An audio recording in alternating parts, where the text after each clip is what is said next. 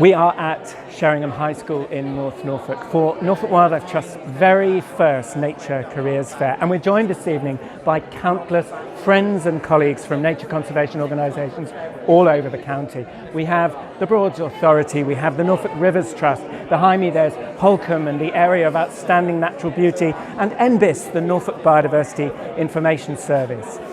What we're doing this evening is helping young people find a path into a career in wildlife. And we're looking forward to holding future events of this nature too, all over our wonderful county, for young people to learn how wonderful it is to work protecting the environment and Norfolk's incomparable nature. So we're going to go round and talk to people holding stalls, find out what motivates them to work for wildlife.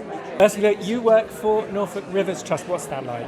Give me the dirt. I love it, yeah. I'm very, very lucky. I really enjoy my job. We're very varied. We've got an amazing team. Everybody has their speciality and we really bounce off each other really well. And what's the absolute best part of all that for you? For me, I think it's because every day is different and no day is ever the same. You learn something new every day. You get involved in so many different things with so many different people as well, which is really nice, working with all the different organisations across our county. You're very much a partnership organisation. You work with so many people. So what's been the most surprising thing that's happened in all these wonderful partnerships helping restore Norfolk's rivers? I think for me was Banham Zoo taking on our crayfish hatchery. That was the best bit for me because I've been trying to get it up and running for about 4 years now, and when Banham Zoo said yes, it was like that moment of, oh, thank goodness, this is amazing. And that's exactly what zoos should be doing, breeding endangered species, including our endangered species. Exactly, yes. It's fabulous, so really happy about that. So we should be releasing the first batch of babies next year.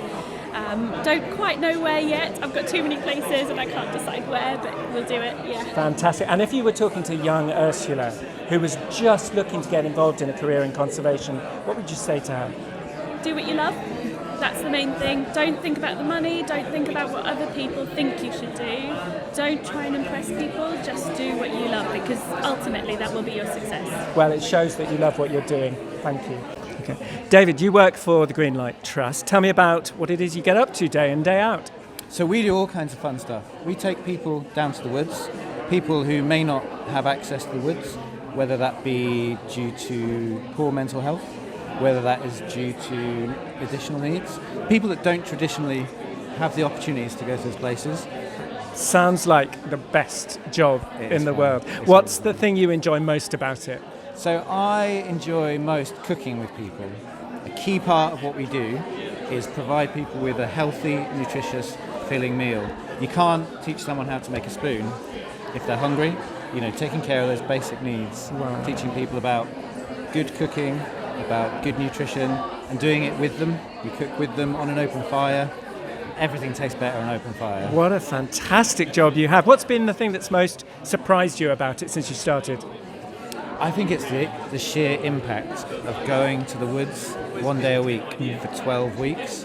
The stuff people say is genuinely astounding. Like, we have people whose lives are changed. They get back into work, they repair relationships, they deal with drug and alcohol dependency, all through going to the woods, playing with fire and knives and talking to each other. What a job. You have the biggest smile of anybody I've spoken to in this place this evening. Yeah. Final question. If you were talking to one of the young people who's here today, thinking about a career in the outdoors, in nature, in conservation, in helping people through nature, what would you say as advice, as guidance? I would say volunteer. Volunteer. It's the way forward. You'll learn about your career. You'll learn about yourself. You'll learn what you do like, what you don't like, and you'll show that you're keen and passionate. And you'll make those connections with people. Well, it's fantastic to talk to someone who is so clearly happy in their job. Thank you, David.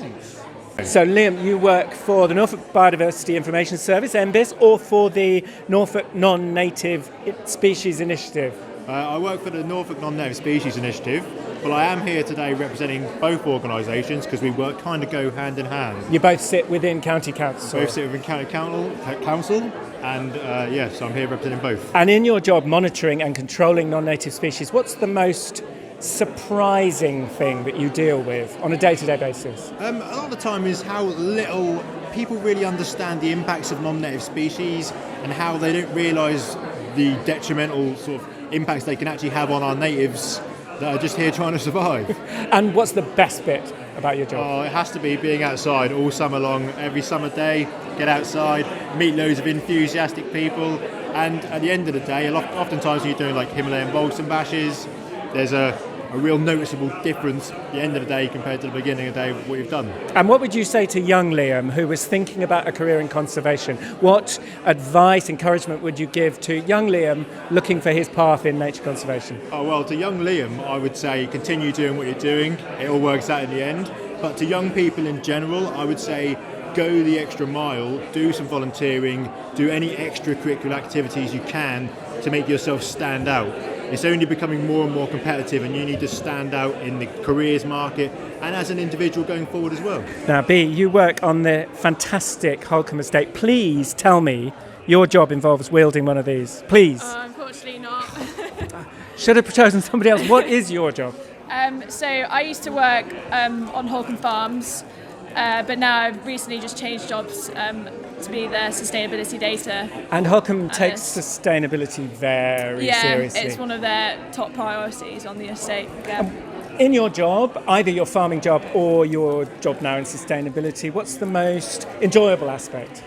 How beautiful it is, how it's never boring going for a drive around there. There's always stuff going on. Everyone is amazing to work with. They're so passionate about their job, and there's so much energy involved in the place. And there are lots of young people here who are looking to get a career in nature, in the outdoors. What would you say to encourage people, to advise people to get a career in nature conservation? I would say go for it. It's a thriving, rapidly growing area. It's going to become a lot more important in the future, and I don't think you'll ever fall short of a job, really. There's plenty about. Fantastic. Yeah.